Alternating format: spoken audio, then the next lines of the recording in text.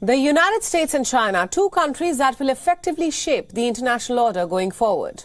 From the Indo-Pacific to data hacking, there are a plethora of issues that the two have currently. And with no signs of getting better as of now, Beijing's declaration of a quote-unquote no-limits partnership with Moscow is concerning for all of us, but particularly for Washington, D.C. The commander of the U.S. military forces in the Pacific has raised a sense of urgency in the preparedness for a potential attack by China on Guam. This happens to be a small island territory that belongs to the United States, which falls in the Western Pacific region. With China's growing hostility in the region, the United States suspects that the Dragon might be preparing a missile attack on Guam. Since Russia's invasion began in February this year on Ukraine, most countries have maintained their distance, but not from China.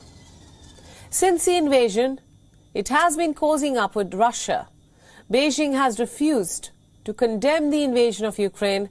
China says it is because of a common interest, but experts say that this is a common enemy that is uniting them.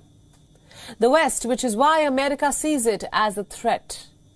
And the threat is not empty. The tensions on ground and sea have reached the outer space as well. According to a new report, Chinese satellites have shown the ability to evade and monitor U.S. surveillance satellites. Now, this is concerning for the experts who are currently mulling over new norms and rules for space, because the two space powers often play cat and mouse games in the orbit. But in recent years, both have come dangerously close to each other. To counter China's hostility, the U.S. has been working closely with Taiwan, which in an unexpected move has angered China.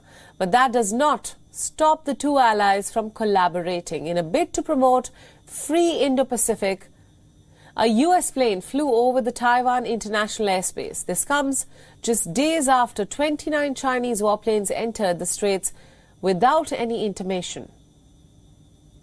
Now, China claims that Taiwan is its own, so it enters and exits without any permission. But Taipei maintains that it is a democratic, self-governed region and considers the Dragon as the biggest security threat.